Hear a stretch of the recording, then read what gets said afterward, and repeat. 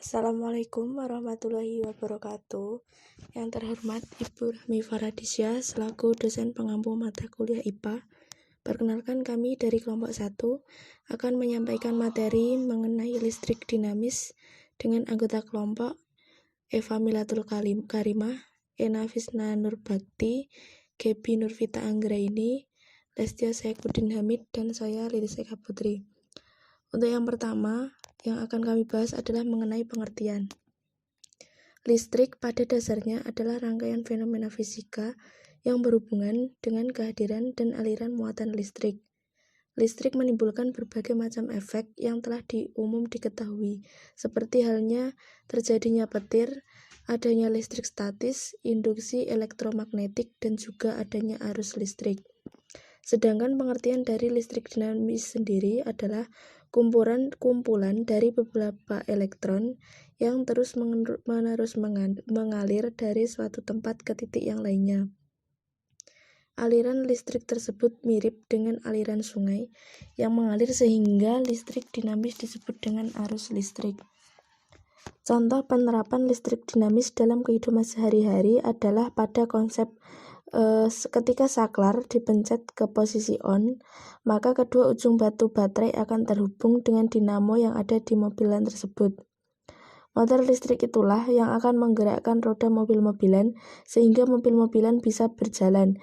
Sementara itu, motor listrik juga bisa menyala karena pergerakan muatan listrik yang bersumber dari baterai. Selain pada mainan mobil-mobilan, senter juga merupakan salah satu contoh dari aplikasi listrik dinamis yang ada di sekitar kita. Lampu senter bisa menyala dan bersinar karena ada aliran elektron yang terdapat di dalamnya. Listrik dinamis juga ada pada komputer, berlistrik, kulkas, TV, dan juga barang-barang peralatan rumah tangga yang lainnya. Yang kedua, konsep dasar arus listrik.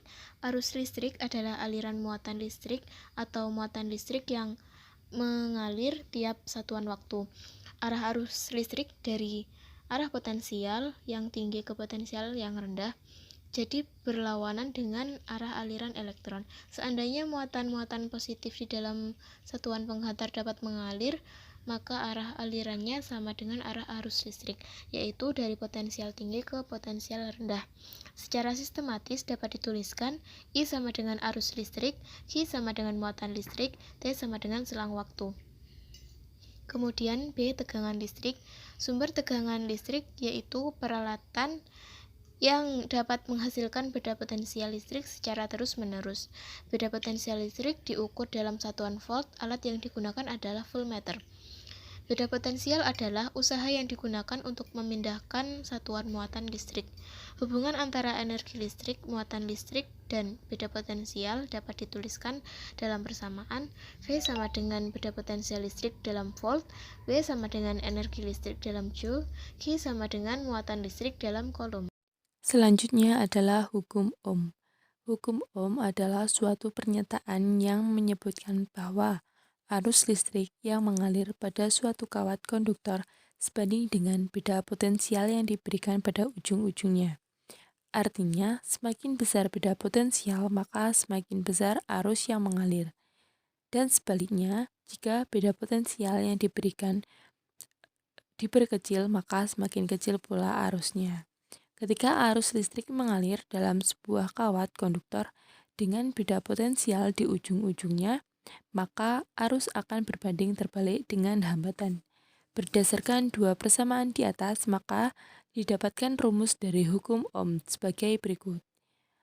I sama dengan V per R, atau V sama dengan IR.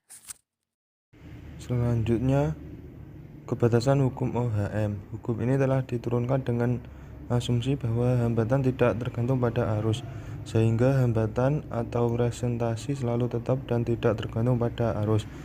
1. Artinya hukum OHM tidak berlaku untuk fluida, materi semikonduktor, maupun isolator.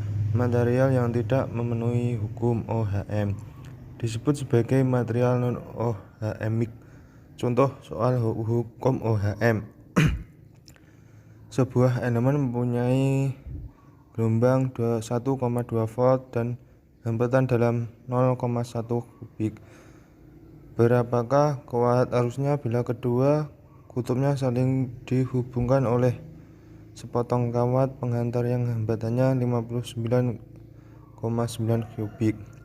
4. Hukum Kirchhoff. Hukum Kirchhoff adalah dua persamaan yang berhubungan dengan arus dan beda potensial. Umumnya dikenal dengan tegangan dalam rangkaian listrik. Hukum ini pertama kali diperkenalkan oleh seorang ahli fisika Jerman yang bernama Gustav Robert Kirchhoff 1824 sampai 1887 pada tahun 1845. Hukum Kirchhoff 1 dikenal sebagai hukum percabangan karena hukum ini memenuhi kekekalan muatan.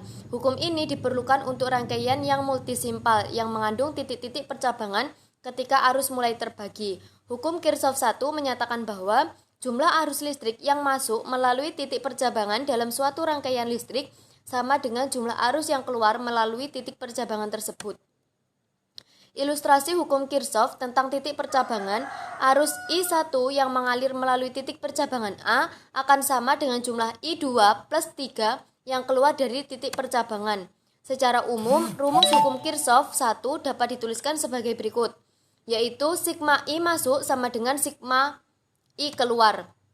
Hukum Kirchhoff 2, pada setiap rangkaian tertutup, jumlah beda potensialnya harus sama dengan 0. Hukum ini merupakan bukti dari adanya hukum konservasi energi jika kita memiliki suatu muatan Q pada sembarang titik dengan potensial V.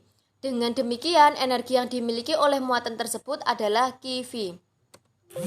Sekian presentasi dari kelompok kami, ada kurang lebihnya saya mohon maaf. Akhiran wassalamualaikum warahmatullahi wabarakatuh. Semoga bermanfaat.